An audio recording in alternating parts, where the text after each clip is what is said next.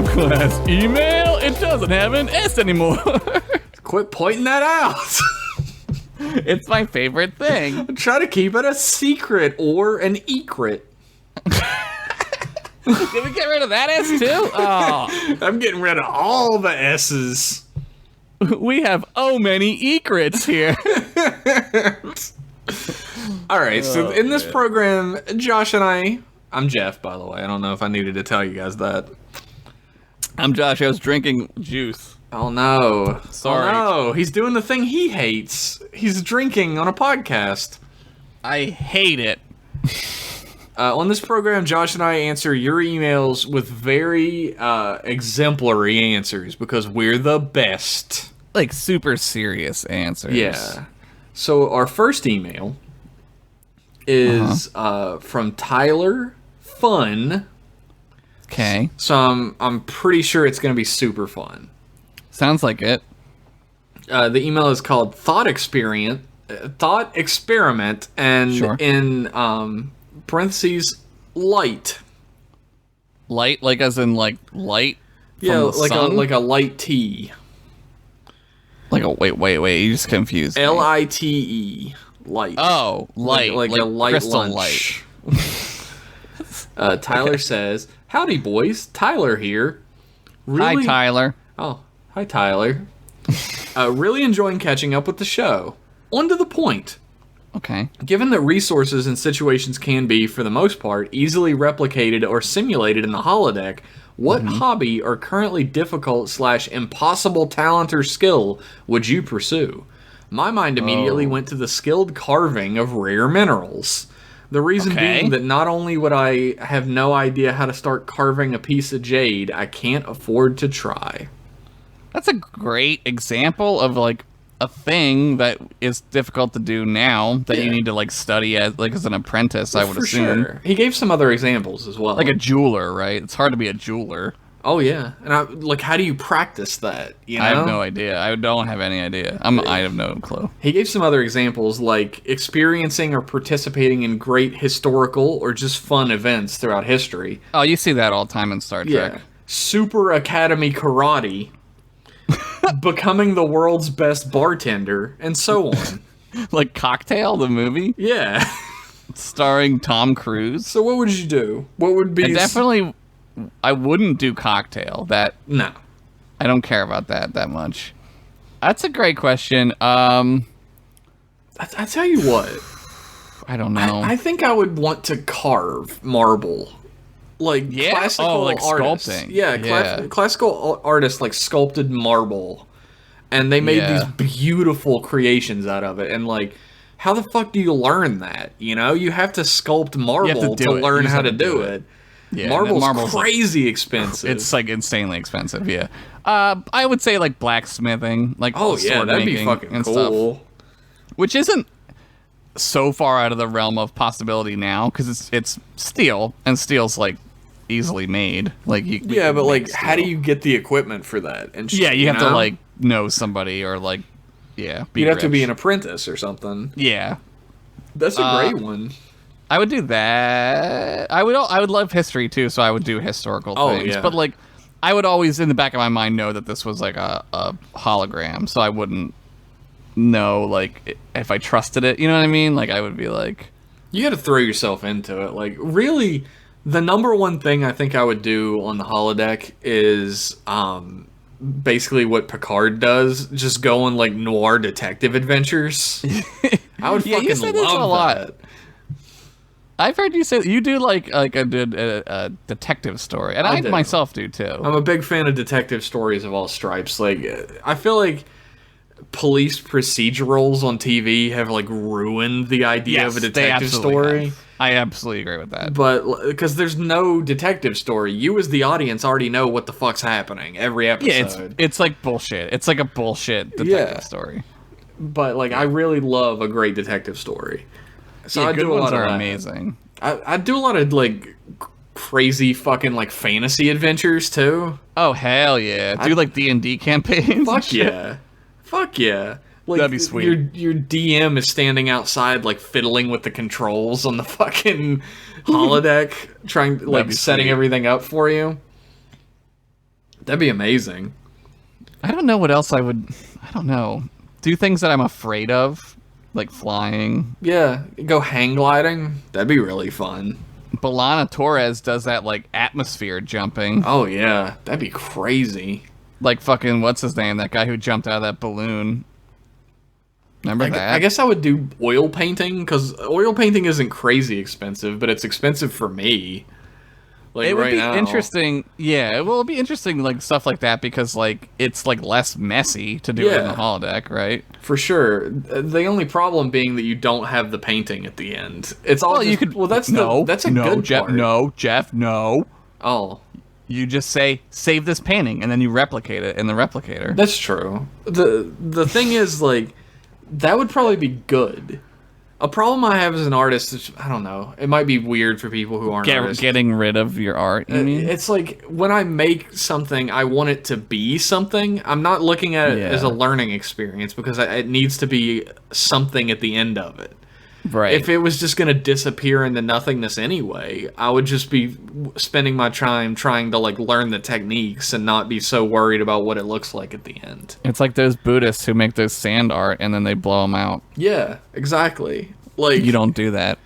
it's difficult for me to just make something and not be like, all right, it has to be a piece at the end. It has to be like a finished piece. I'm pretty good at just doing things and letting them exist in the way that they are.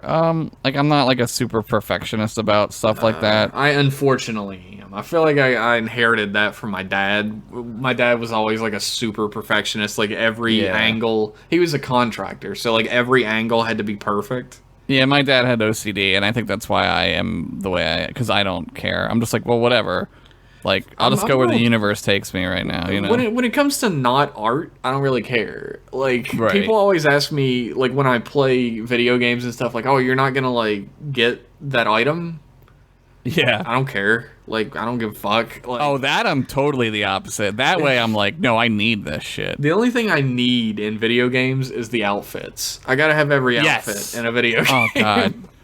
Dude, you gotta... Oh, God. I'm so obsessed with the outfits in Elder Scrolls. It's, like, ridiculous. I don't know. I don't know if I could play a game where there's endless outfits that just keep getting added. They keep getting like new outfits, man. It's like Sisyphus pushing the fucking rock up I the mountain, know! dude. Yo, I got this, like, really hoochie-ass dress last night, and I was like, I love this dress. I'm just playing dolls, dude. I'm fucking just playing dolls. It's playing dress up. Like, I love playing dress up in video games. I do, too. He continues, extraneous. It's 5 a.m. and I keep thinking about lower level crew on long interstellar voyages. Not everyone is constantly exhausted from planet hopping and saving the galaxy. Most crew will have to find things to fill the downtime, since shore leave isn't common when the nearest shore is a few dozen light years away. Holodecks, baby. That's holodeck. That's why they have them, yeah. That's why they have multiple holodecks throughout the ship. Yeah. So that everybody has, like... They have scheduled time on the holodeck. Yeah, you can get your fuck going on that holodeck. That's true. You can do whatever the fuck you want in there. Yeah. I don't think I would get my fucks on because I'm married. I don't think my wife would appreciate that. I've had this conversation with many people about, like, what's the line, right? Like, where's that line? Well, the it's thing very is, blurry. like, as a human being, I have a limited amount of sex in me, right? What are you, Donald Trump? You only have so many heartbeats, you can't have more sex? No! There has to be downtime between sexes, right? Like... I mean, sure, if you, like, you know, don't, like, drink a Gatorade. I guess. Look, does Gatorade exist in the future is my question.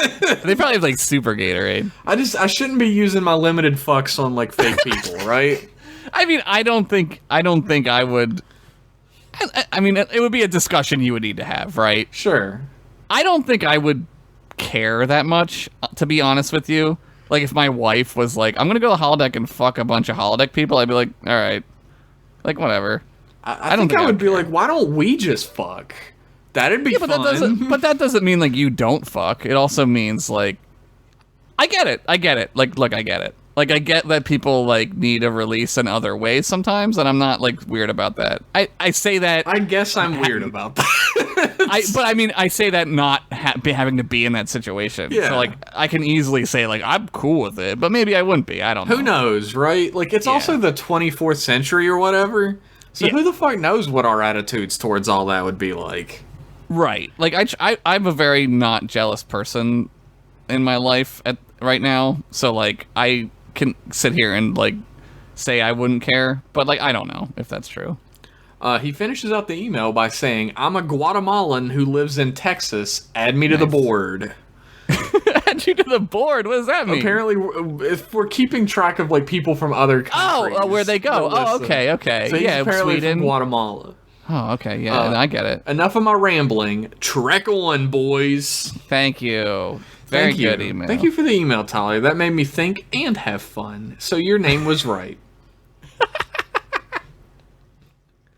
Our next email is a biggin, so strap in, everybody. Oh, man.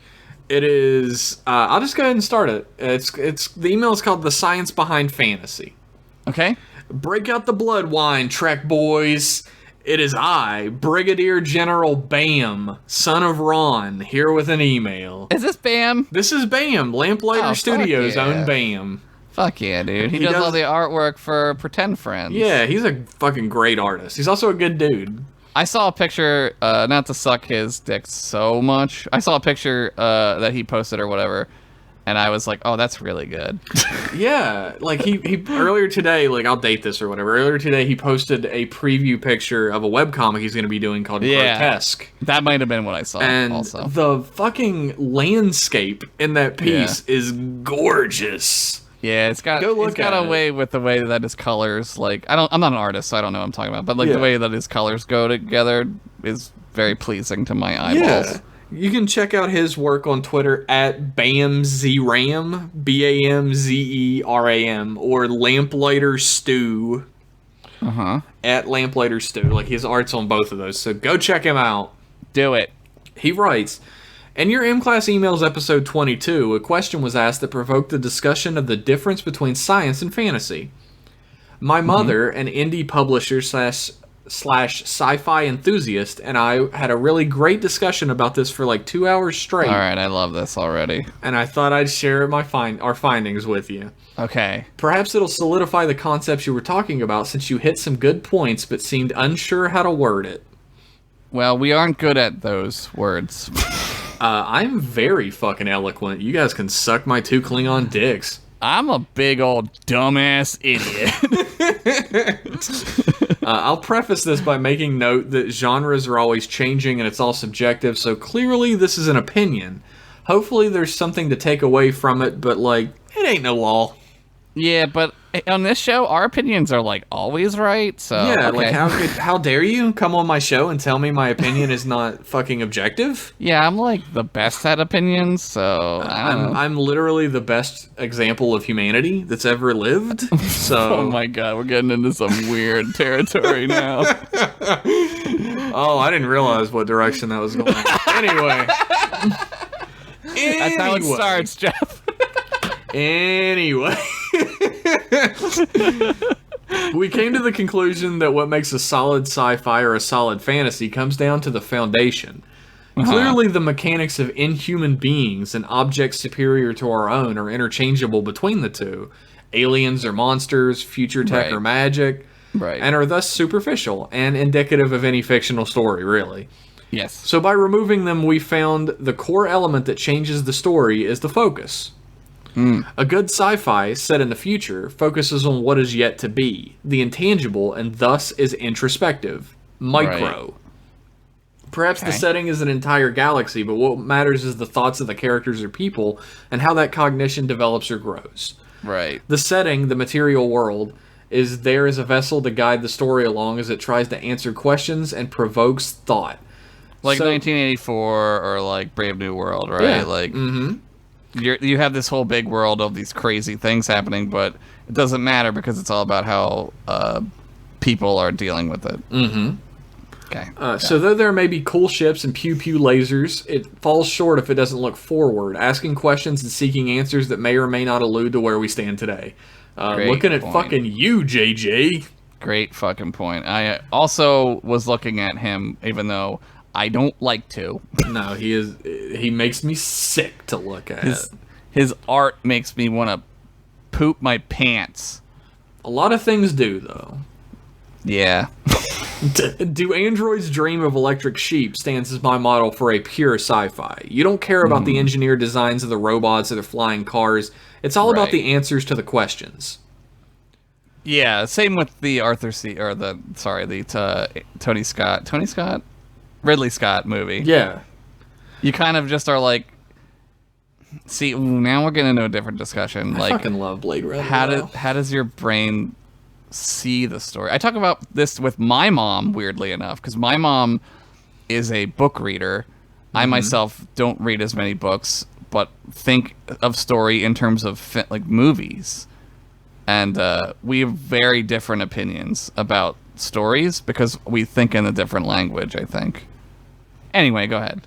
I mean, that's true. There's a definite divide in not even just like the fact that you think in film and she thinks in books, but there's a generational divide in the way you look at the way story is told. And also, like, I write stories and sometimes professionally, and I think that adds a level of like, I am sort of. It's like being a magician. Like, I know how you did that trick. I know exactly what that trick is. You pull your own tricks so you can kind of understand how the tricks are done. Exactly.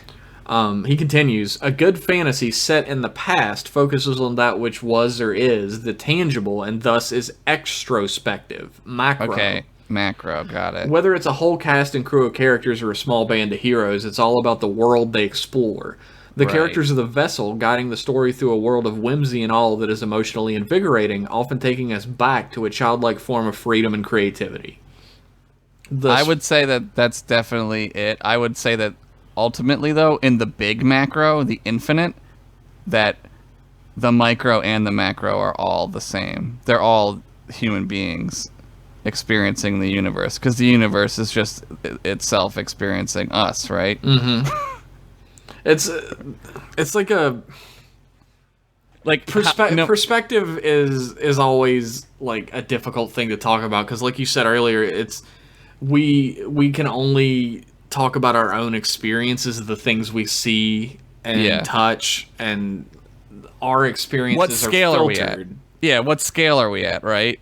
On a big enough scale, I mean, or a small enough scale, everything is big and everything is infinitely small. But we're stuck at this weird scale. Like, why are we at this one? Like, I pick up, like, a tissue, right? Oh, what? Like, this tissue exists only on this scale. There's no micro to, you know what I mean? There's a micro to it that we don't experience, though. Sure, absolutely. And we can't see it, right? That's the, like, magic of storytelling, though, is that allows us to experience the microcosm within the tissue paper or whatever. Right, and that's the scale we'll never be able to experience with our own eyes. The tissue being a metaphor also for, like, the human mind, right? Sure. He continues, the spirit of adventure is... Are we high? It feels like we're high. We're definitely talking like we're high. The spirit of adventure is lost the more the story looks inwards. Perhaps a lesson can be learned through historical allegory, but the biggest mountain to climb is the literal one towering before them. Lord of the Rings and Harry Potter stand as models for a pure fantasy. No one gives a flying fuck about Harry or Frodo.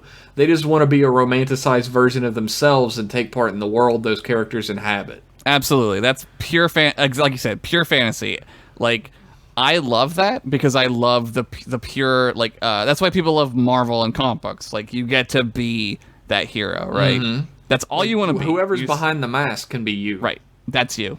Right, exactly. With those two defined, you can set things up on a spectrum, as all things are, and figure out where you'd place what on that spectrum. For me, for example, I think Star Wars is so far towards fantasy, I don't ever bother calling it sci-fi. I never do either. I agree. Yeah, I agree it's not science fiction. It's just not. There's fucking wizards. Space wizards. Yeah, there's goddamn wizards in it. The Legacy of Kain series, though being about medieval vampires, is so far towards this sci-fi definition, I don't even bother calling it a fantasy.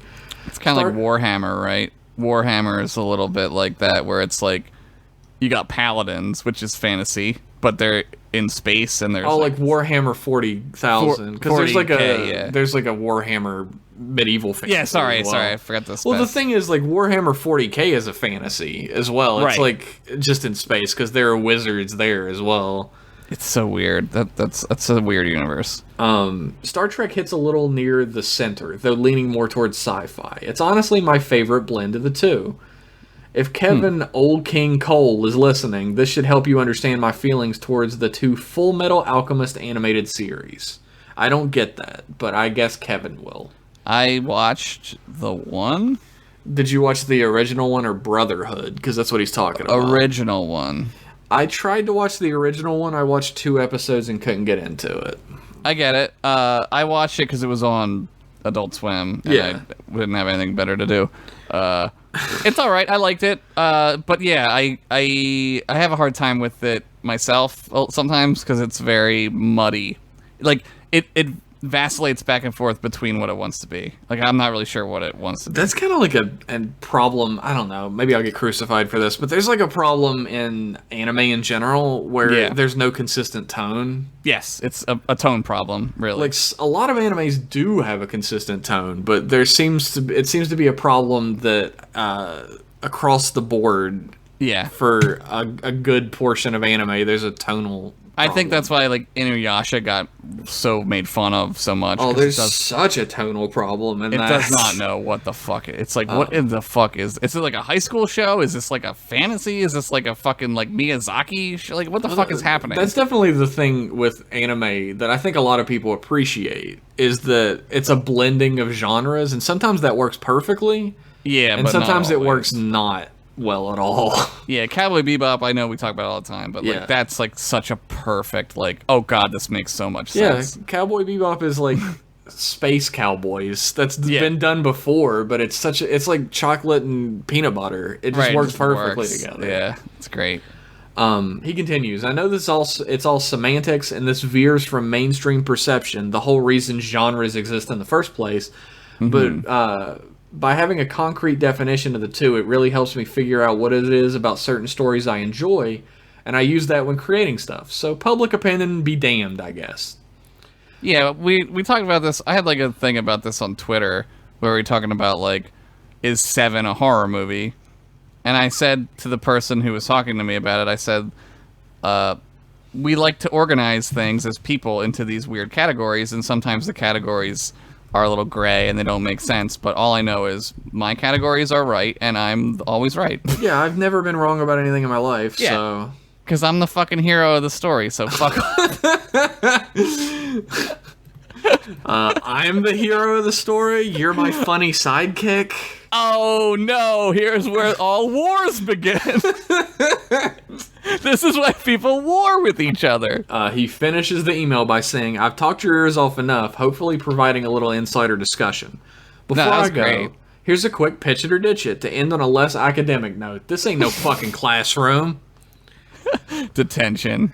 Early DS9, a dimensional rift hijinks ensue, and Miles O'Brien becomes trapped in a small room with Dr. Bashir and Dr. Gaius Baltar. Oh my god. Will he kill himself before the circle jerk becomes literal?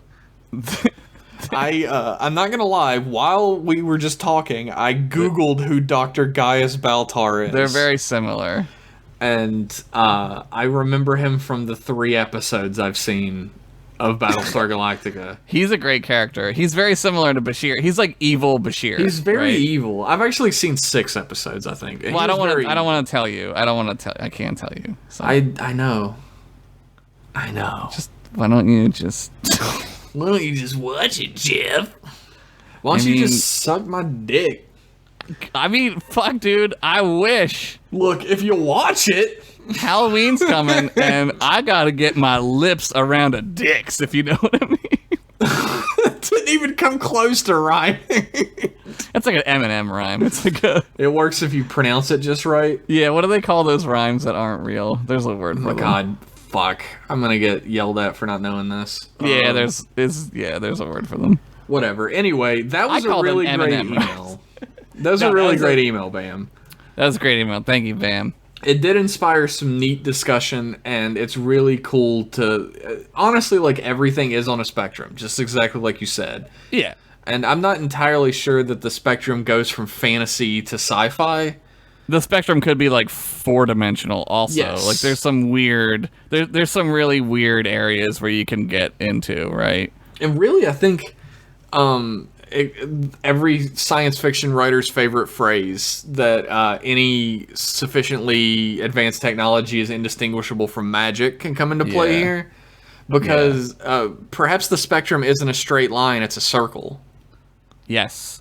Four dimension, like, so okay, here's a, I mean, this is, I'm really gonna start talking like I'm high right now. Oh, cool.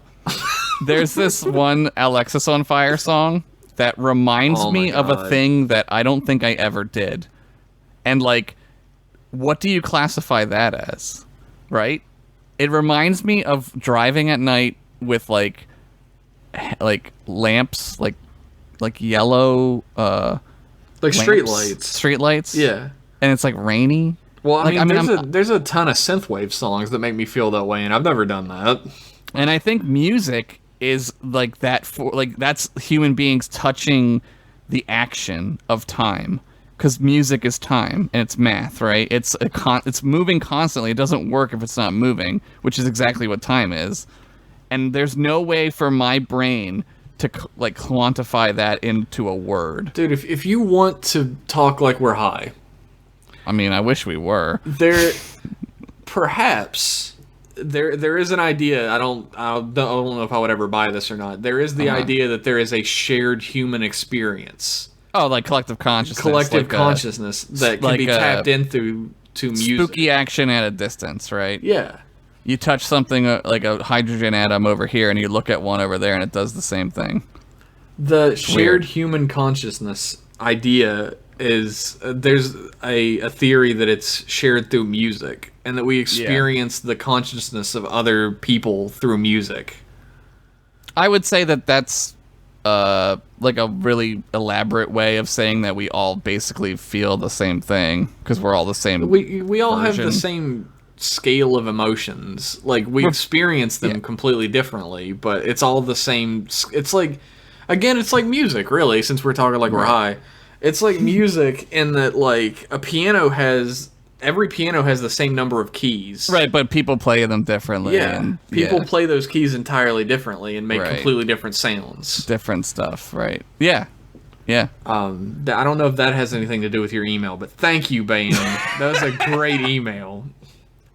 Man, I think we just won like a Nobel Prize or something. I don't know. We just got another email from Yakub. That's even better than a Nobel Prize. We got another email from Yakub where he tries to do the same thing again that I have deleted 3 times, Yakub. No, Yakub, no. No more sassy British man. That he starts off talking about us getting married at the beginning. Like, he's doing the ceremony. He's done this 3 times now. So I'm going to skip that. And he starts out by saying, Type 1 garage door opener phaser design doesn't look like a weapon, which leads me to think its purpose is subterfuge and sneak attacks. This also sounds very familiar. No, it's minimalism. It's like a style choice, I would say. Yeah. Like, it's just a... Like, he talks about the Type 2 phaser being recognized as a weapon because the body... Is that the vacuum cleaner one? Yeah, I mean, it's also the gun one in the beginning, but, like, it is a vacuum cleaner. Oh, the Type 2 TNG and beyond. Yeah. I mean, there is, like, a reason why weapons look the way they do. Like, they're designed to look ominous, right? Like, guns are black, but right? They're not, like, kill weapons. They're just, like... They're just... stun weapons for the most part. That's what they're for. You have a beam of light in your pocket that can, like, vaporize a person. It doesn't really need to look like anything. The thing is, the Type 1 phaser in TOS fits into the Type 2 phaser as a power unit. Yeah. The reason why it's disconnectable is in case, like, an enemy tries to take the weapon from you. Right. You can grab the Type 1 phaser and continue fighting. Yeah. The Type 1 phaser is, like, weak as well. It really can only kind of stun and maybe, like, melt metal. Yeah. But, like, I guess you could think of it as, like, a subterfuge kind of thing, but no one ever uses it as a sneak attack unless they're being held prisoner. Unless they have to hide it or something. That's the thing, is it's used to like get out of situations where having a Type 2 phaser wouldn't be possible. Right, it's like the Jedi. It's like a lightsaber. Like, the Jedi don't use the lightsaber to hit other lightsabers. They use it to, like, get out of situations and cut weapons in half and stuff. They hit a lot of other lightsabers. Well, they do in the movies, but most Jedi, when they live, like, especially during the Return of the Sith, Revenge of the Sith era, like the Battle of Yavin era, there's no Sith around that they know, so they're just using them for, like, cutting holes in walls and cutting ropes and doing things like that. Yeah, the Type 1 phaser is made for portability. Mm-hmm. The thing is, like, you never really see... I mean, every now and then you see a bridge officer holding a Type 2 phaser.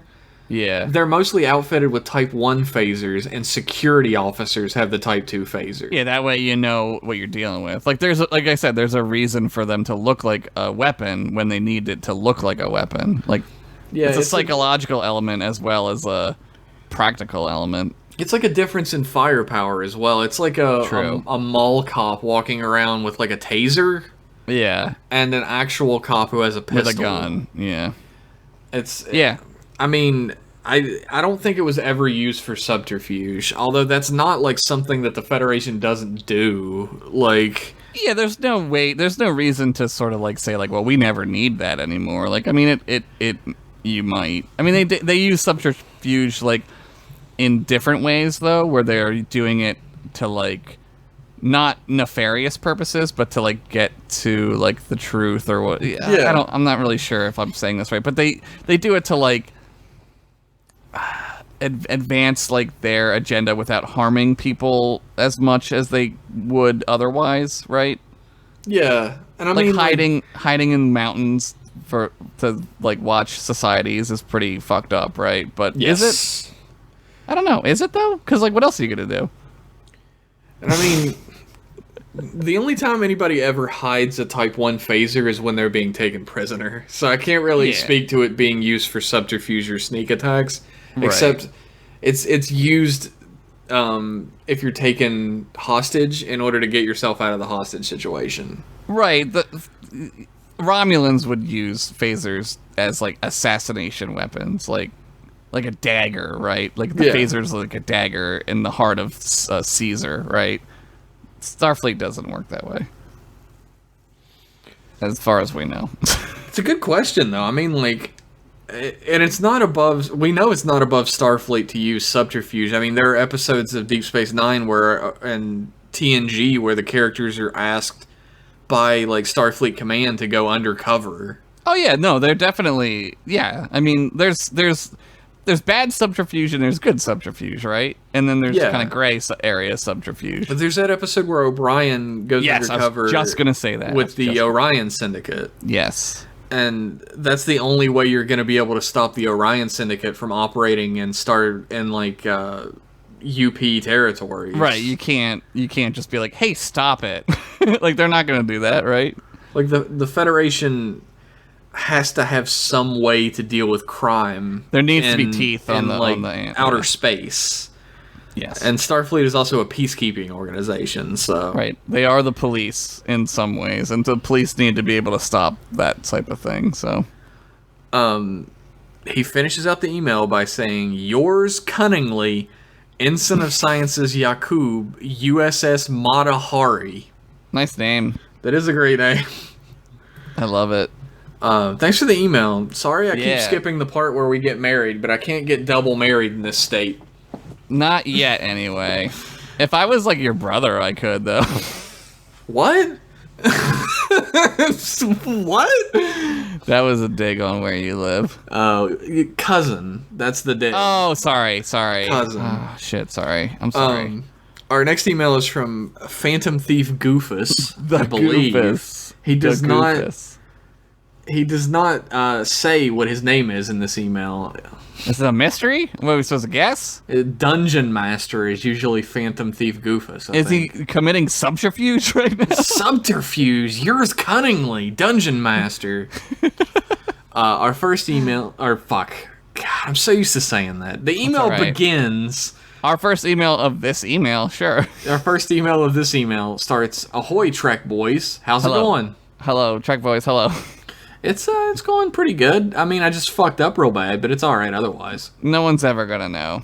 Yeah, you'll definitely edit it out. Don't worry. I definitely will edit it out. Hopefully you didn't sell your soul for some Alf Pogs or lose it in a fiddle contest. Yeah, that's right. That's a Satan reference. It is a Satan reference. All right, then. Let's get to it. PioDi 1. Oh, God. TNG. God friends Picard on Facebook. Picard Oh then God. blocks him. We all know it was freaking Q. Because we were talking about this. Fucking God friended me. I want to talk about this on the other thing we do. Sure. Shoot the shit. I really want to talk about We'll this. shoot the shit about God friended me. I have a lot to say about this. Should we watch an episode first? No, I don't even need to. I can tell you. I don't want to watch an episode because I want to tell you exactly what the show is. Sure, I'll skim the wiki. We'll be fine. I know exactly what the show is without having seen it or read anything about it. I know it. B-plot, Data celebrates the day he was activated and wants a surprise party because he wants that good emotion. He fails to realize the paradoxical nature of this. I think he would, though. He would know how silly it is. It would be more Data-like for him to be like, what is the point of a surprise party? Yeah, he would be like, Captain, I'm confused. Why would anyone want to be surprised with a party? Right. Well, what's the point of that, right? PioDi, I agree with Data. I don't know what the point is. I don't either. I've never Surprise been a parties are surprise party stupid. guy. I had a surprise party once that was pretty cool. But I did also, but I think I was like, yeah, I knew you guys were gonna have a party for me, and they were like, oh, you asshole, and I was like, yeah, you guys suck at lying. PioDi 2 TOS. Q starts bothering Kirk, and Kirk tells him to fuck off. Q harumphs and decides to go back to bothering a fun captain. It's not like he wanted to annoy him or anything. You dummy. That already happened on Deep Space Nine. Yeah, that's true. He gets punched in the face. B-plot, Spock does karaoke and bombs pretty hard. I want to see that. Oh my god. You sing row, row, row your boat. That is a very logical song. It's very rhythmic, and there's parts to it. I don't know, it says it. Mary in it, so maybe not. Merrily. That's such a weird word. Merrily. What a weird word. Life is but a dream? That's very illogical. Is that a fucking Matrix? Are we talking about the Matrix? Follow-up question. Does Ponfar have to be between a heterosexual coupling of Vulcans? What if they're gay? Logically, Ponfar wouldn't count as cheating if that was the case. Wait, do Vulcans get married and stuff? Yes, they get married. Why wouldn't it be cheating? I guess because Ponfar makes you have to have sex. Yeah, but not reproductive sex. Yeah, you have to have reproductive sex. There's really not. They say mate, but they don't say it's for the purposes of reproduction. I don't think. Yeah, I always sort of thought that they only Ponfar because it's kind of like a nocturnal emission, right? Like you're doing it because it needs a release, and their emotions are so pent up. Or being controlled by their logic that the sexual urge needs to be released. I don't think that it matters that it wouldn't matter if they were gay or not, and gay people can cheat on each other. The thing is, I imagine that there's an episode of Voyager about this, not about being gay, but about cheating. Yeah, with the wife and and he just creates a holodeck version of his wife and does that. Of his wife. Which goes back to the earlier question, I guess. Yeah. But still. What's the line, right?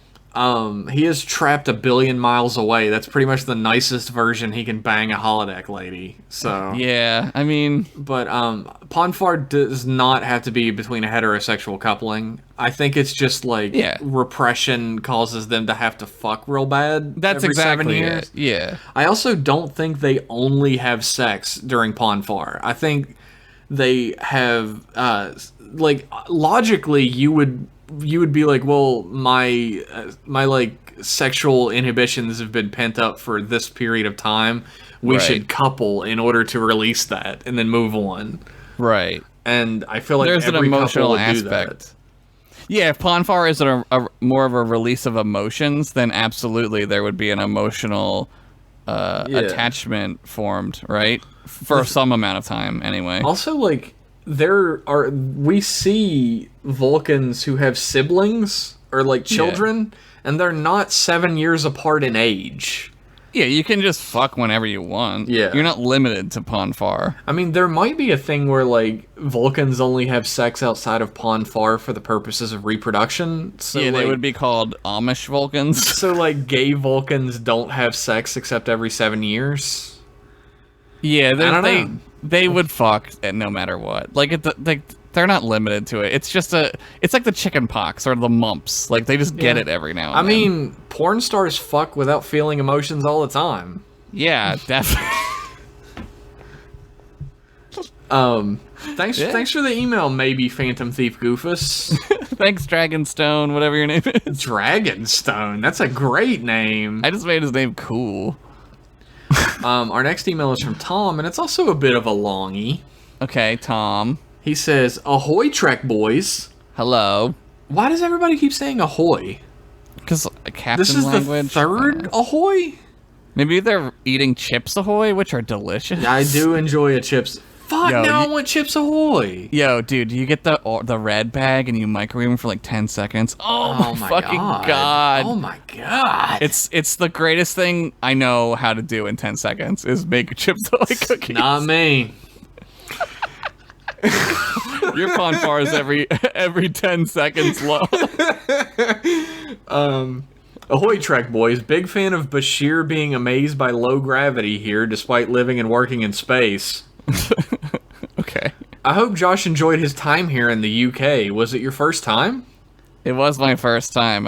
I loved it. It was great. The people there were super nice, and I was there when it was hot as fuck, and you guys don't usually get hotness like that, I was told. But it was great. I loved it. I would love to go back. I want to go to London and see more London. Maybe one day. Maybe I'd like one to day go they'll let to- you back in the country. Maybe I'll be like fleeing there soon. Who knows? Take me with you. I'm watching through Deep Space Nine. So far, it's been great. I really like the continuing background plot and the greater quantity of proper aliens, which gives a real depth to the universe. Yes, it is a great show. I fucking love Deep Space Nine. I can't recommend it enough to people who skipped it. Like, you are missing out. Yeah, if you you're haven't watched Deep Space straight Nine. up. You're straight up foolish. You gotta Yeah. watch it. It's great. So I thought if the Enterprise can clean itself because it's fancy, what about Deep Space Nine? They have oversized prop rats running around the pipes. Surely somebody has to sort that out. It's Cardassian. They don't care about that shit. They have slaves to do it. That's why. I'm thinking hover Roombas with chrome and lasers because it's the future. I will not rest until I see someone dusting a warp core.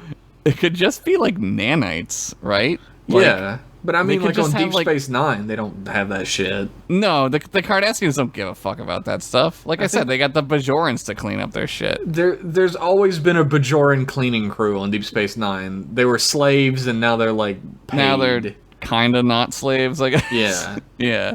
Also, Yeah. I've been thinking about the Maquis. I haven't seen all of Deep Space Nine yet, Oh, but God, here currently we I'm go. not finding them that offensive in terms of the world. Yeah, Jeff really hates them. I think I'm a little more forgiving about them than he is, but I see where Jeff is coming from, and Yeah, I can't stand them. Everybody knows. they are like swept under the rug, so that tells you a lot too. I see the problem with them in the narrative of the Star Trek world if their motivation stems from attachment to their land. After all, they should be above this and content to relocate. However, consider that the colonists are already a fringe part of Federation society. Who else can be arsed to start up a new colony? Who then end That's up living true. under sometimes violent occupation. The types of personalities wanting to colonize are likely to be dreamers, stubbornly committed to making something work. Oh, this sounds like social engineering is what we're talking about right now. When they are This is like social Darwinism. when they're oppressed rather than leaving, they choose to fight back. But this is not because of a love of the land, which becomes the excuse, but because of pride. They will not. Be I know what beaten. you're saying. That makes me hate them more. They're a bunch I of agree. prideful assholes. I know what you're saying, that a certain type of personality would be drawn to that lifestyle, and then that lifestyle Yeah. would be like a self-fulfilling prophecy because they're This is subconsciously seeking out confrontation. I get it. This is nothing against Tom, but I will put this out there to everyone who's going to write in. You will never sway me to the side of the Maquis. That's why I will don't. never understand them. I'll never agree with them even slightly. I fucking hate them. I'm sorry. You're fucking Cisco as fuck about the yeah, Maquis. I will fucking nuke their planet right now. I will would gas never. their goddamn planet with space gases. Jesus Christ. I'm kidding. I would never. do that. I would never die on this hill because I honestly don't give a fuck about the Maquis that much. I don't care Yeah. about them. He continues, once they turn to violence like many groups, they can't stop. After all, what is their objective? To overthrow the whole Cardassian government? So they end up fighting because that's all they can do. To give up would prove them to be irrelevant. Does that make sense? It does. It makes sense. It's ego. It's pure still, ego. Like, that's the exact type of person I hate now. That's exactly why, Jeff. I agree with you, Jeff. This is exactly why you hate them, and I totally agree with that. Yeah, it just makes even less sense to be that type of person in a utopian future. That's like in high school when somebody would be like a super asshole to somebody or something, and I'd be like, that guy's a fucking asshole. And then somebody would say like, oh, that's just the way they are. As if that's like some kind of fucking excuse. Like, that is like the worst excuse. Like, you don't know like what they had to go through or whatever, except they didn't have to go through shit in this universe because it's a utopia. They could just like be on Ryza right now, fucking like whoever they wanted. It is a pride. It is an issue of pride. It's ego. But the thing is, like, everything about the story does not fit the Star Trek universe. It's all like plucked from a different sci-fi. It's a made-up problem in a Star Trek universe. I agree with that. And like, I feel like my hatred of the Maquis is like just like a little like sputtering fire that's like almost about to go out, and then somebody comes along with a stick and they're like, "Let me poke that shit." This is your J.J. Abrams. Oh my god, I already have J.J. Abrams. Yeah, I know. True. He continues, as an aside, I liked Quark's statement regarding the price of peace. The Maquis won't pay any price as they don't want peace. They want to win. That's true. Try to think of it, and this is for you, Jeff. Try to think of it more as like an experiment in like saying something about like terrorism or something, right? Or like people who fight in the name of like something they feel is righteous but wind up just becoming violent, like the thing that they hate. Maybe that's the point. I mean, that would make a lot of sense if the hero of our story didn't gas a planet. Yeah. That kind of undercuts it a little bit. Yeah, I mean, I think it's great that he does that because it's crazy. It is absolutely nuts. It's fucking insane. It's the craziest shit that ever happened in Star Trek. Like, good luck not living here for 50 years, dickwads. Dude, it's crazy. So pitch it or ditch it. Which would have been better before I found out Josh hates Dickens, but too late now. I do hate Charles Dickens. Sorry, I know your country loves Charles Dickens, but I fucking they really do. I can't stand him. It's the night before some Ferengi holiday we've never heard of before. Quark is closing up. Umoxmas sounds fucking awesome. I'm into that. Quark is closing up and does some minor charitable act like give a free drink or clear a debt to an unfortunate patron before heading off home. This doesn't sound plausible. This sounds not Dickensian at all, but we'll see where it goes. That night he is, of course, visited by 3 ancient Naguses. All right, I love this. I love this. In the now canon holiday. They proceed to teach him the real meaning of profiteering through revisiting acts So it's of like charity. opposite. It's like opposite. Oh my god, that's fucking brilliant. They reveal an awful future where he runs an orphanage in the Gamma Quadrant and is loved and respected. I'm all right. I'm pitching this right now. Clark awakens vowing to be more ruthless and decides to get into chemical weapons dealing because that's where the big bucks are. Dude, that's fucking perfect. All right, that's beautiful. That's the way you're gonna make me like Charles Dickens. I'm gonna hard pitch that. Yeah, hard pitch. Don't even change. I have no notes. No notes. Ta-ta for now. Tom, helmsman on the USS Pegasus. I think we got multiple people on the Pegasus now. That's good. A lot of people listen to our show on the Pegasus. That's really cool. Fuck yeah. Probably when they're doing like science lab work. P.S. Regarding great future societies, check out Ian M. Banks's Culture novels if you haven't already. Okay. Yeah, I'll check those out. Yeah, for sure. Josh doesn't read, but you know. I just don't have time, and Doesn't I know how, but that's why I read all the emails. What the fuck is an email? It's words on a screen, buddy. I thought we were just making all this up as we went along. I like to think that like we're on some like shitty little like satellite in space. Yeah, I know what you're sending this fucking podcast out to all the USSs out there. I think that's like part of the RP of the show. Like, not to get too dorky or whatever, Fuck but like it. We're on a Star Trek podcast, Josh. Yeah, I don't know how much more dorky we could possibly get. I don't know. No, yeah, I also think that when they give, that's why I love when they give their ship, because I'm like, oh, they're on the ship listening to the show. Like, yeah, like we're hovering, like we're going like around an M-class planet. That's why it's called an M-class podcast. Yeah, we're just like two dorks who got stuck in like a whatever, like science station or whatever, and we're bored, and we made a podcast. Yeah. Like, Josh wears the blue because he's the scientist that's supposed to be working on whatever shitty thing they put us on here for. Yeah, and it's I'm like MASH, the single security guard that was put on board. Guard this shit. We're both fucking ensigns. We were just shoved on here because we're terrible in Starfleet. It's also kind of like MASH, right? Where we're just like, I don't give a shit about anything. Thank you, Tom. Good email. Many great adventures to the USS Pegasus. England is cool, thank you. Or, sorry, UK. I don't know if you're in England or not. It's very complicated. No idea. Our next email is from Jive Turkey. Oh, I know Jive Turkey. I met him at Canada once. Is it... I feel bad because is it Steven or Stefan? I think it's Stefan Kuwabara. Yeah. Sure. He starts his email. Did he get into the Stefan machine and turn into Stefan?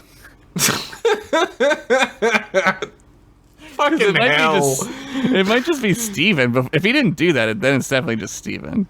Oh my god. There's a portion of our audience that are going, what? What? Look it the fuck up on Google, you young ass bitches. Fuck yeah.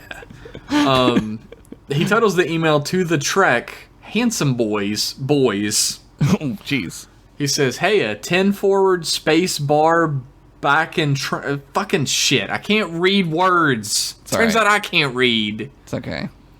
He says, 10 forward space bar back in training, Jive Turkey reporting for duty. Bar back in? Oh, man. Yeah, this dude's on he's on the Enterprise.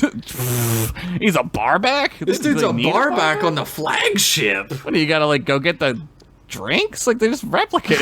What is their job? There are, like, fucking servers. Oh, there are servers, yeah. I don't know what they do, but I guess you tell them and they chit-chat. go to the Replimat for you and make it. I guess it's to maintain the illusion of... I guess. It's for useless people on board that need to do something. Maybe it's like a how it works in like Buddhist like retreats where you go and they like make you clean a toilet, but like really you're there not to clean a toilet, right? You're there to learn. You're there to just like be there. I'm not really writing in response to anything in particular, but my newfound love of Star Trek Enterprise has led me to write in again. Oh yeah, hell yeah. I'm about 6 episodes from the end of the series now, and it breaks my heart that this show got cut short. Yeah, I'm fucking telling you. I need to watch it. I need to finish watching it. Especially in 4. In 4, they start like... Season 4 feels like America right now. It's like... It's scary. I don't want to watch that. It's crazy. Well, it is. This but show's like too also, scary for me, Josh. But also, it's like, oh my god, like, there's crazy shit happening. And then it's like, no, just kidding, the show's over. And you're like, no. Seriously? One thing the show highlights, which I find really cool, is how delicate the relationship is between the Andorians, Vulcans, and Tellarites, especially at this point in the timeline. Anytime Jeffrey Combs is in the show, everything gets so tense, because you're never sure if he's going to be cool or do something batshit crazy. I love Jeffrey Combs. It's called hanging out with Josh, man. Sorry. Or am I? Although Bitch. it just depends on the day, really. Although usually he's cool, then does something crazy, then he's cool again. That's me. That's yeah. Josh. That's definitely me. Sorry. Now I really want to see how Andorians and Tellarites act in the TNG era. You don't see that.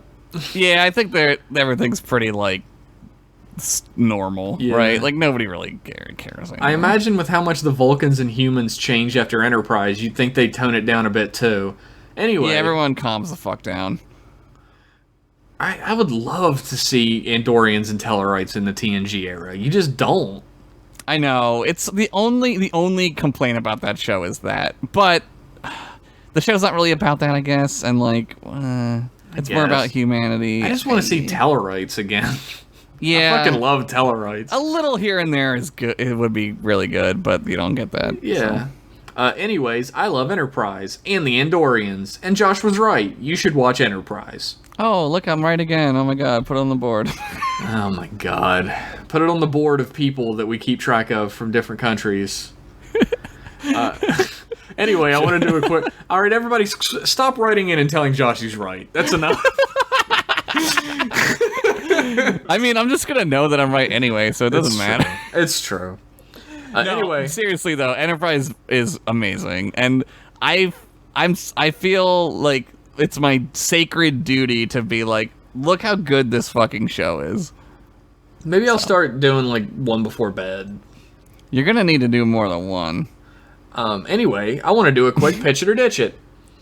Absolutely. Daniels appears to Archer and says something to the effect of, "Look, Cap, I know you're sick of me always dragging you into some time shit, but there's this thing that's kind of dumb and been going on too long, and I need you to help me stop." Oh god, what could it be, Daniels? Archer shrugs and is like, "Fuck it, sure." They fly off at warp 4-ish to this cool stretch of space over by the Hulk homeworld, where they find a giant crutch-shaped wormhole. Daniels says, "Okay, here's the deal. In about 100 years in the future, a good episode of Star Trek is going to happen. The people are going to lean on real hard when their writers are hung over. What I need you to do is seal this thing up, or else this is your future." Daniels shows Archer the Enterprise Mirror Universe episode. After throwing up, Archer fires a torpedo shell loaded with quadrilithium. And the wormhole blows up spectacularly across all times. However, in the TOS time period, it triggers the transporter accident that led to the Mirror episode happening. Archer and the crew...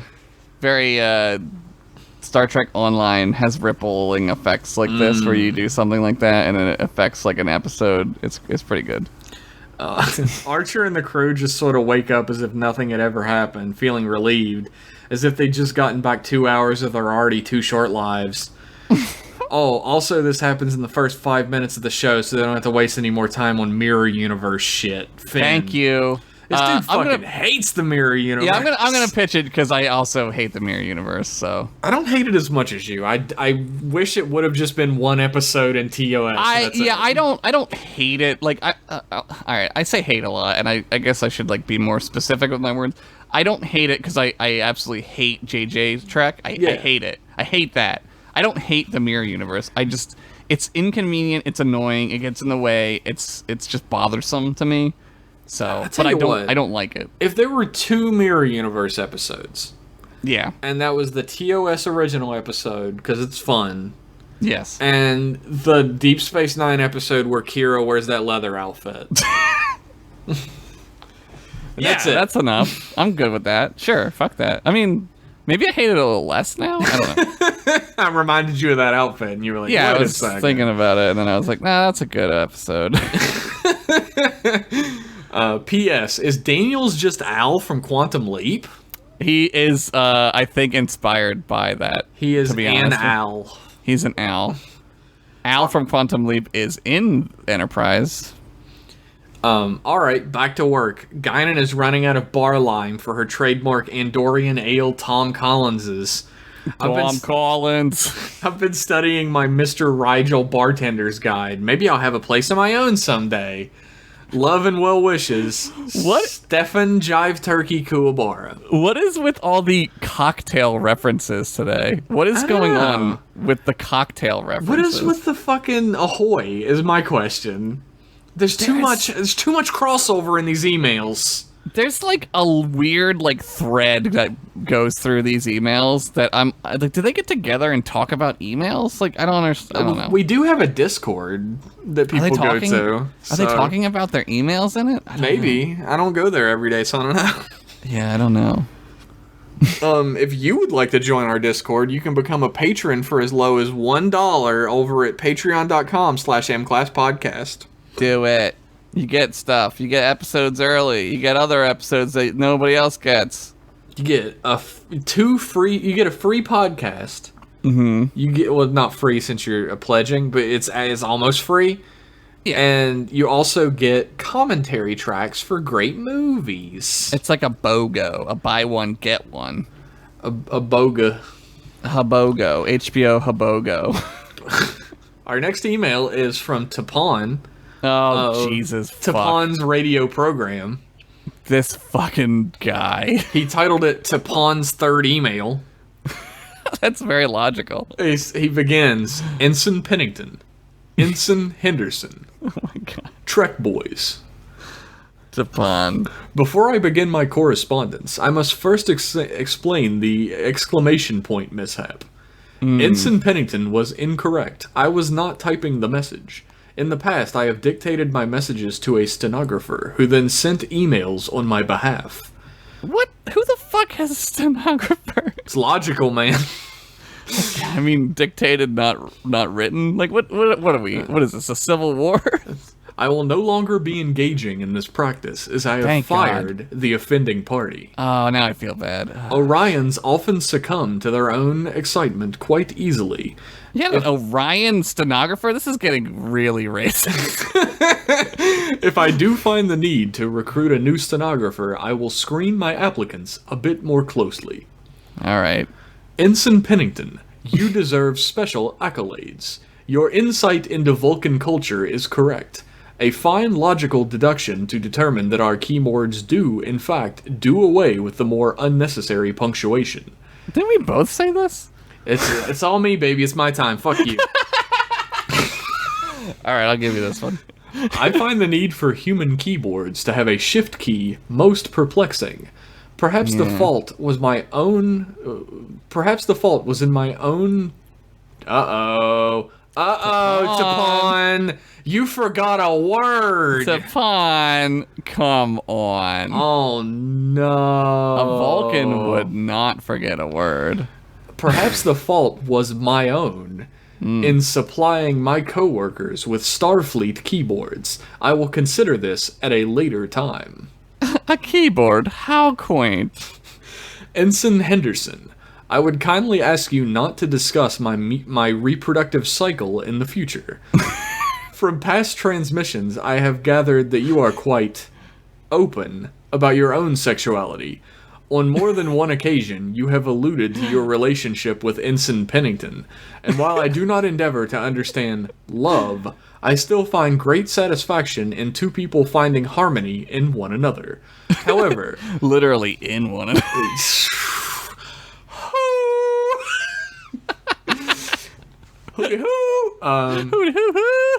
However, please keep in mind that some cultures prefer to keep their biological urges private. You're it is right. clear that you do not fully understand the Ponfar. If you did, you would not make light of it. I mean... people do die during the Ponfar. It is kind of funny, but, I mean, I guess we're going to try to be more enlightened, so I apologize about the jokes about your weird 7-year fuck cycle. That was very mature of you, Josh. I'm proud. I'm proud of you. It's like breaking a mirror, except you break your dick off. Damn! You break your dick off and somebody. Yeah. But I digress. My human producers have alerted me that it is the holiday of Halloween, a most illogical celebration which causes fear. I have spent hours trying to understand why humans would find this enjoyable. It's mostly about candy. I, for example... Kind of what it's really about. Oh, for sure. And dress up. Playing dress up. And playing dress up, yeah. I, for example, avoid thinking of my pawn far as much as possible, and when it is brought to my attention, I dismiss it from my thoughts as quickly as possible. That sounds Please very explain Vulcan. this illogical fascination to me as best you can. I will be recording your response and playing it back for my listeners tonight at 2400 hours. I hope it to be a learning experience for us all.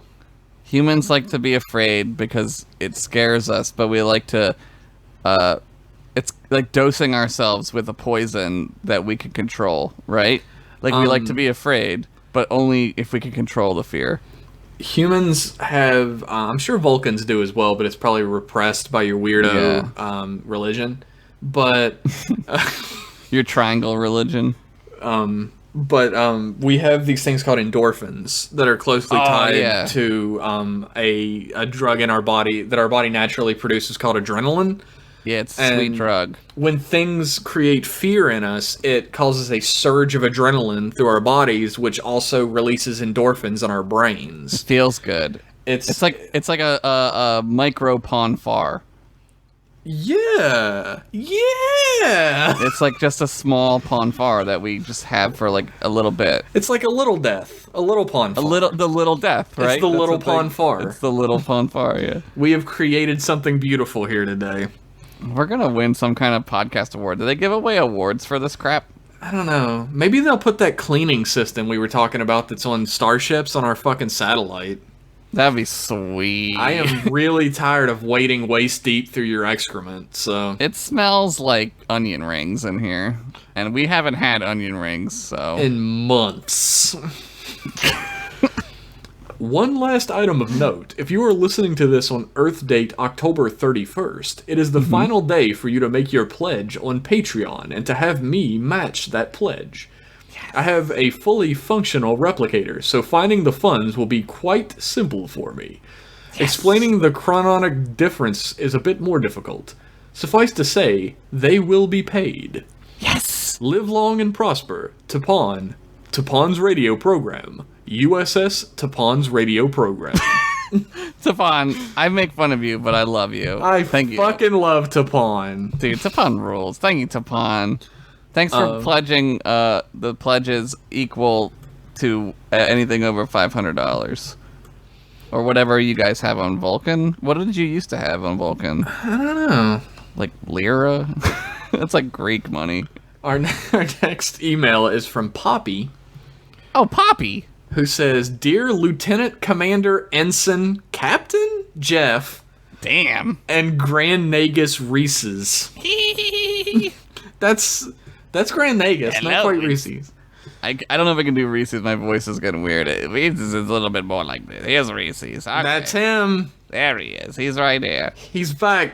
Copyright protected, motherfuckers. I hope I don't get fired now. Oh, God. Oh, God, yeah, you talked about... Okay, well, I guess this is the last one. Oh, shit, I'm fucked. I can't remember where I read the subject line, but it's pretty great. And her subject line is, all the phlegm that's fit to flam. That's a pretty good subject. So I'm going to just roll up on this planet and take it, I guess. All that flim-flam talking gave me an idea for a Pitch It or Ditch It from Deep Space Nine. Jake and Keiko are talking about old Earth Halloween customs on the promenade. God, I love Halloween episodes, so it's going to be really hard for me to ditch this. I agree. Everybody loves Halloween episodes. God damn it. Jedzia Hold My Beer Dax overhears and convinces Cisco to let the station have a Halloween celebration to lighten up the mood because Dominion War. Sure. Yeah, that's it. I buy it, I'm in. Quark decides to host a costume contest as a front to do some secret smugglings with a Z. So it's what would aliens dress up as if there's humans? Like what would a Nausicaan... historical human figures? Are you Abraham Lincoln? Yes. It's just a Nausicaan. Morn is Abraham Lincoln. Oh God, that would be so fucking funny. They would be like, man, I'm so tired of him doing the whole Gettysburg Address. He memorizes the whole thing. Oh, like, God, he won't stop saying the whole Gettysburg Address, and they just cuts to him, and he's completely silent, sitting there drinking. Oh my God! All right. Yep. Yep. So throughout the episode, there is growing tension as small language mistakes by the universal translators lead to misunderstanding and conflict. Is the station really haunted? Oh god, I love this. Oh fuck, this is so good. B plot.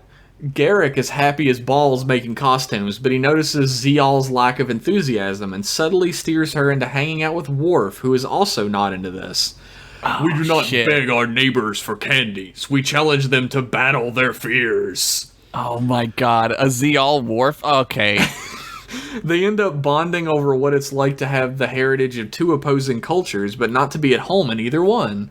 Garrick observes this approvingly. In later episodes, Worf is teaching Zial Batleth and becomes a mentor because fuck Rick Berman, continuity is awesome.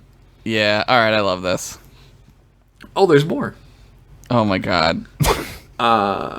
O'Brien discovers that someone loaded a malicious subroutine into the Universal Translator. It's labeled shit posting, sir.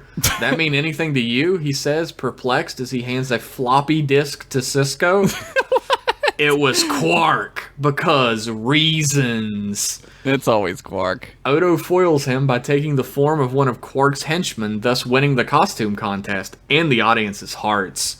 The final scene closes with Bashir describing Quark's flim-flam plan to Garrick, who busts out laughing and then has to explain that that's the Cardassian word for gooch.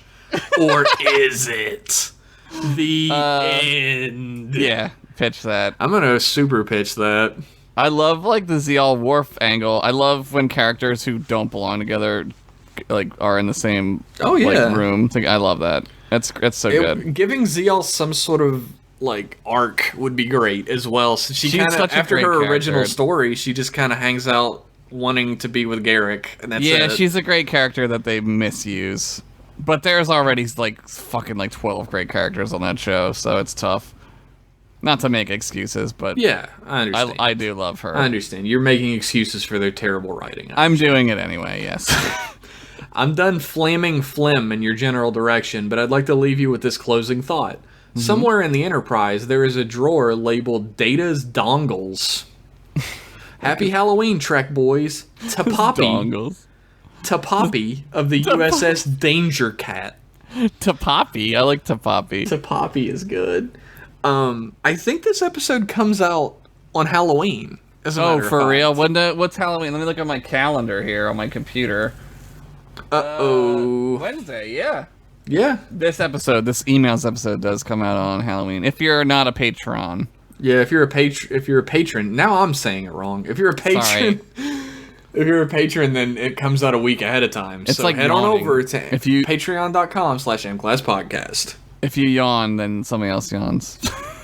It's true. If you say Patreon wrong, somebody says it wrong. Our next email is from Boston Sean Dupree. Boston Sean Dupree, BSD. Oh no. BDSM Sean Dupree. He begins his email by saying, Trek boys! Big fan of membership drives here. Me too. Hey guys, it's time for a new game. I call it Which Folk Said the Quote. Oh my god, that's an Eminem rhyme, see? I said it wrong, that's why it's Which Folk Said the Quote. Nah, it's an Eminem rhyme. It's an Eminem rhyme. It's easy. I'm gonna give an actual Trek quote, and you guys say who said it. Winner gets the coveted title, Alpha Trek Boy. Ready? Too bad we're playing now. I said okay, so okay. It appears we have lost our sex appeal.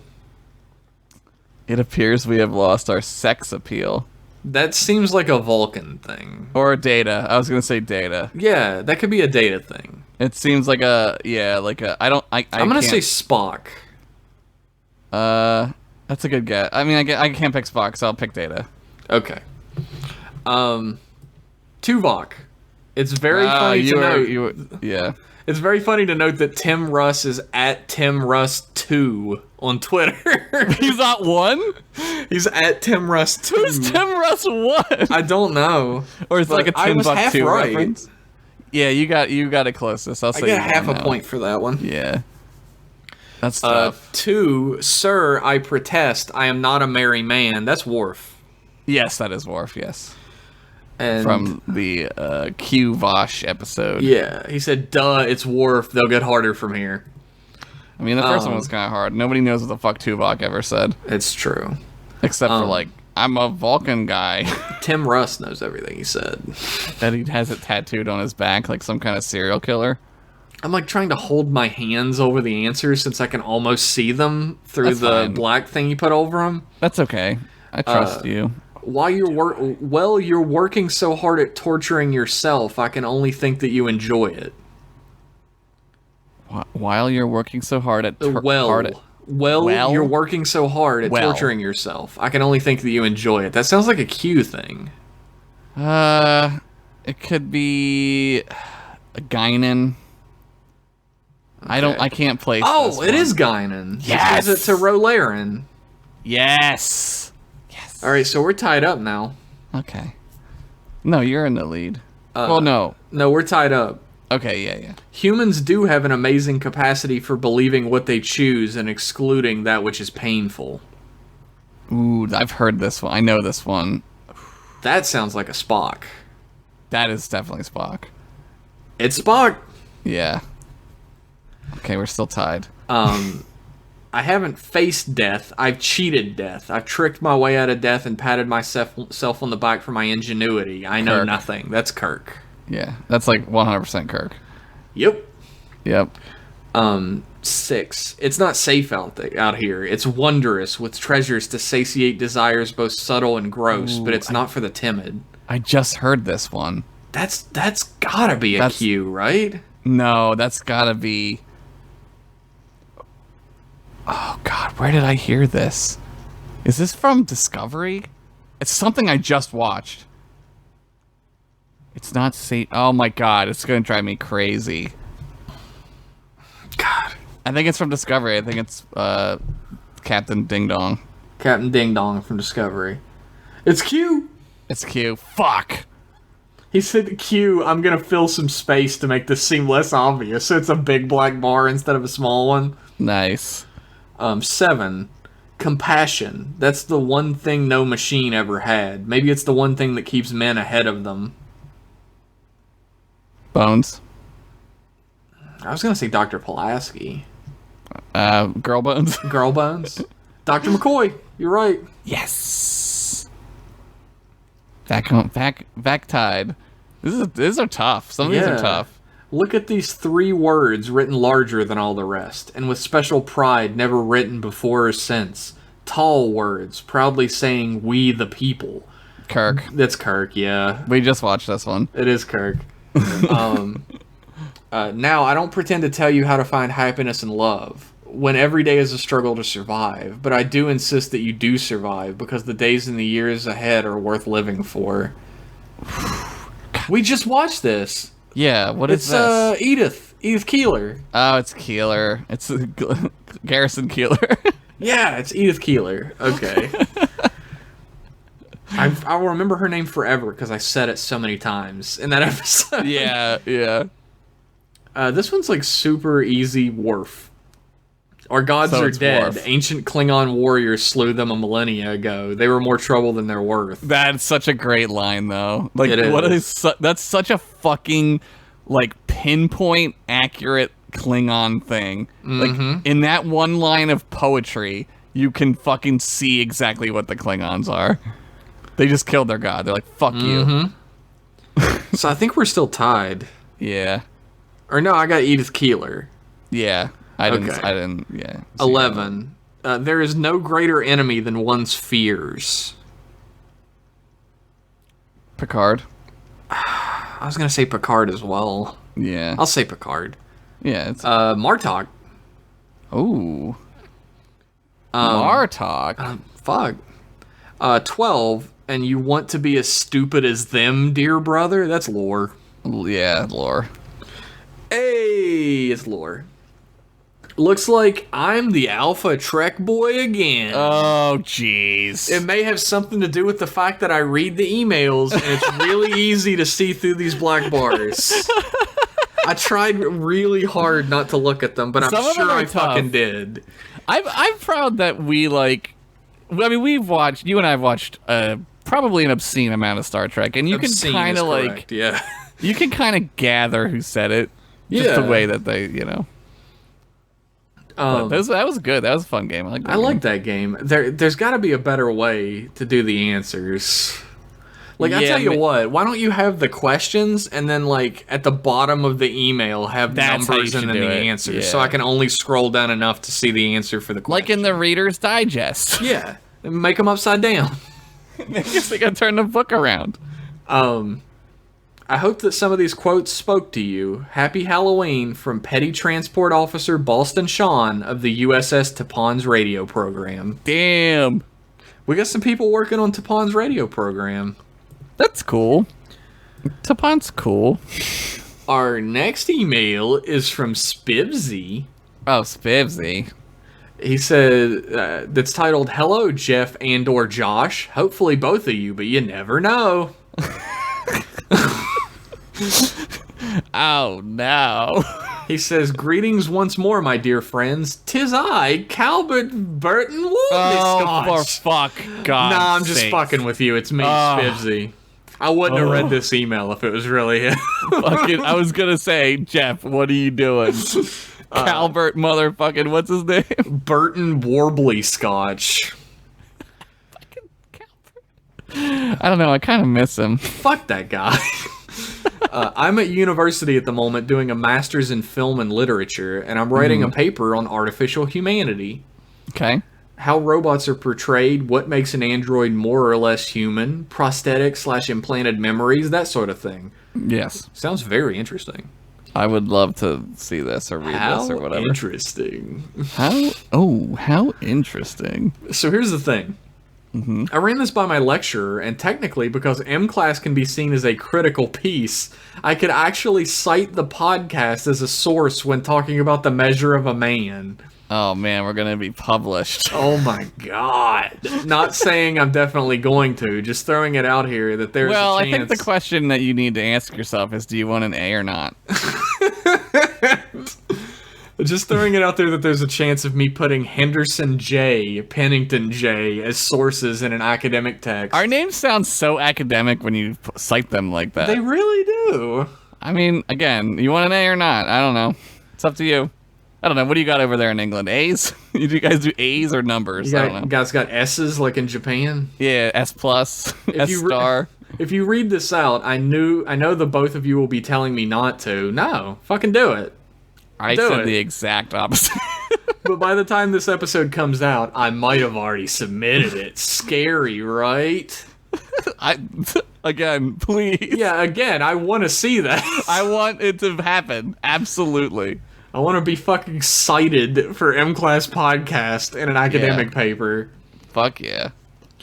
Here's a pitch it or ditch it. Most of one, anyway.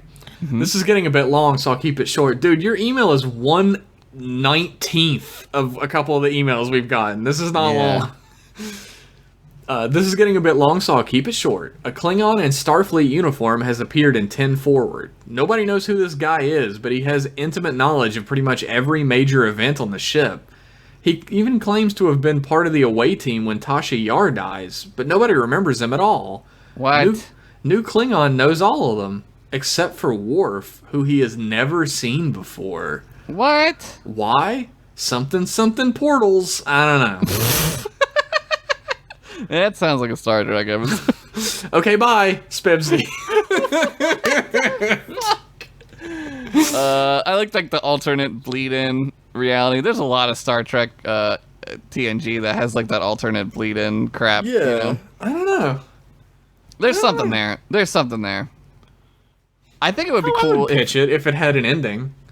Yeah, I think it would be cool like if he was like a time agent or something. I think that would be more interesting to me. But whatever. Portals are good too. Yeah, I played that Portal game. Yeah, that was a good one. I played the second one. The second one's more fun because you can play it with a friend. Yeah, that's what Nick and I played it, and I was cackling the whole time. The game is so fucking fun to play with a friend, especially if you're just fucking them over the whole time. It was so, I felt tired afterward. I was like, my brain hurts from thinking too much. Our last email of the night. Is it about portals? No. It says it's from Charles, but I don't think it is. Is it Charles Warbley Scott? No. He says, "Hey there, Jeff and Josh, and I really do think Kevin is there this time. Well, think again, bitch. He's not You're here. wrong. He's at home. He didn't even come to the satellite today. He's fucking sleeping or something. I don't know what he's doing. I guess Kevin is like the command, fuck, what's it called? When you're like in line to become command someday. Yeah. He's in line to become command someday, and they keep getting rid of him by shunting him off to the satellite to have him check up on us. Yeah, we're like the Antarctica of Starfleet.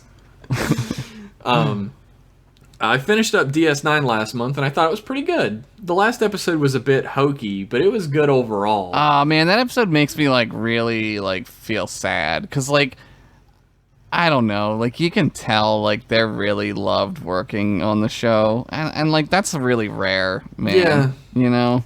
There's definitely a heart to the last part of the last episode. Like, the beginning is fucking nuts, but, like, the last part is definitely heartfelt. Yeah.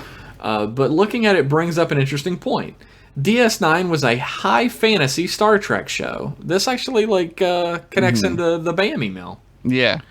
It has all the hallmarks of fantasy, spirits, prophecies, and it leans more on a space magic explanation than relating things to real-world science. Right. Maybe that's why it's more of an evergreen than other Star Trek shows. I also wanted to say that I think the mycelial network from Discovery may be connected to Deep Space Nine. It's the great river of commerce that the Ferengi worship. Think about it. Swamp-dwelling goblins that worship space mushrooms. That's the most fantasy-ass shit I've ever heard. That is great. I'm going to put that in my next D&D campaign. That's so good. That's really funny. I'll leave you with a pitch it or ditch it from my friend who doesn't watch Star Trek. Okay, this should be good. Something about when to say goodbye to old traditions because they no longer have relevance to modern life? Probably something word-centric? I guess that was the pitch it or ditch it. I like that, like, there are, like, highly elaborate pitch it or ditch it's, right? Like, people go into detail, whether or not they're being serious or making a joke. And then you have just, like, these ethereal-ass concepts that are floated out there as pitch it or ditch it's. I was thinking about, like, you know that feeling that you get when, like, a cold chill runs up your spine? Maybe we should pitch that or ditch that. I don't know. Yeah. How do you feel about the concept of ennui? Pitch it or ditch it? Did you ever, like, smell some freshly cut grass? Pitch it or ditch it? I'm gonna fucking pitch it. Except it makes me feel sick as fuck now, so maybe not. Why? Because I'm allergic to it. Oh, God, I love that smell, though. Oh. I do love the smell. Oh, and did you hear about the man who escaped Rora Pente? They say the guards shot down the shuttle he stole before he could transport away, but you know how unreliable those reports can be. Greetings from New Greetings from New Tijuana, and then he wrote Charles, prisoner 43297, scratched it out, and wrote Bart, stowaway, Orion freighter wanderer. I feel like, so, like, you get to see both Archer and Kirk escape Rora Pente. I feel like there's, like, lots of people, maybe not lots, but a couple people probably escaped, and they just say it's inescapable. Like, they're not gonna say that people escaped, right? Dude, I am so fucking on the edge of my seat for the further adventures of Charles. Like, this dude got locked up on Aurora Pente. He was gonna get eaten to death by fucking targs.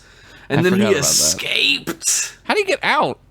He stowed away in Orion freighter. Oh, God, those Orions, man. They got, like, so many stowaway areas for their secret fucking. Oh, for sure. For sure. They got fuck rooms A through Z in those babies. Fuck room double A. Oh, jeez. Starting over again. How far does this rabbit hole go? Literally. Man, I want to hear the further adventures of Charles so bad. Yeah, I like Charles, and I definitely am not opposed to a Warbly son every now and then. Never send that man again. Never send him to me ever again. I'm impressed by his, like, super strange, like, old-timey knowledge of words. It's impressive. His voice is actually a little difficult to do, but It sounded like you could do it. Like, I thought you did good. I like emails that give me the chance to do voices. I like doing silly voices. Yeah, it gets boring up here on this dumbass fucking whatever the hell we're in, a satellite. Yeah.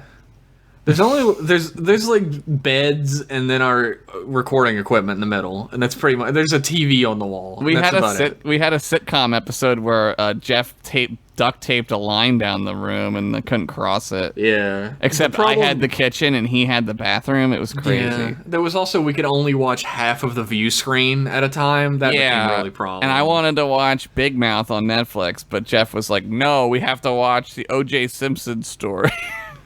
I was trying to watch Alf, and you were like, "Alf's lame," and I said, "How fucking dare you?" Alf is lame. How fucking dare you? Look, you know what? Now nobody gets to watch Parker Lewis Can't Lose. Now nobody gets to. I guess we all lose. And that was our last email of it. That was a good episode. I like the lore of M Class. It's really deep. It's very complicated. It's beautiful. It's a beautiful program. Does it lean more toward fantasy or hard sci-fi? I don't know yet. I think it's hard sci-fi because, of course, Hard they would sci-fi. put us in some shitty satellite in the middle of nowhere, right? It's probably like a psychological experiment. That's it's not like even science fiction. That's science fact. It's science fiction, dude. Yeah, we do a lot of fucking on here. Yeah, well, it gets cold at night. What so- else is there to do? Yeah, it's space, man. Who cares? Yeah, in space, it doesn't matter whether you're gay or straight or bisexual. In space, nobody can hear you fuck scream. In space, no one can hear you jizz. Except the great Jizz Mycelial Network. Anyway, thanks everybody for tuning in to M-Class Email. If you would like your email read on the air, then send that bad boy over to mclassemail@gmail.com. Singular, just like the show title. Yes. Which has always been that way. Don't go check. Absolutely. We are totally not revising history. No, don't go check. We're definitely not the modern political spectrum. We're not revising history right now. Yeah, we're not Kim Jong-un or whatever. That's a historical figure for anybody because he's... look him up. Look him up because it's the future. Anyway... Again, thanks for tuning in. If you would like to follow us on Twitter, where we have fun time tweets, which I'm definitely going to start tweeting like we're on a satellite in the middle of nowhere. Absolutely. Oh my god. Yes. Then you can follow us at MClass Podcast. Thank you. Follow Become a us, patron. Become a patron as well. Like, there's all kinds of great fun content on our Patreon that's just for patrons. You get a Discord. You get a episode of emails comes out early for you. You get another podcast where we talk about whatever the fuck. Talk about any topics, which you guys, if you're a patron, you get to tell us what topics to talk about. Definitely do that, because I am so dumb. I don't know anything. I am too. We're both pretty stupid, but I don't like to think. It's so hard. You can suggest collection ideas, episodes for us to watch. You can suggest movies for us to do commentary for, but only if you're a patron for as low as $1 a month over on patreon.com/mclasspodcast. Yes. Thanks everybody for tuning in again. Thank you, Josh, for being my friend. No, you don't have to thank me. I was always your friend, even in the mycelial cum network. Long before we were real men, real baby boys, we were all mycelial cum network. My seminal, my jizzle. I'll think. There's something there. There's something there. I'll we'll pitch it or workshop ditch this. Tune in next time for more M-Class goodness. Bye. Bye-bye.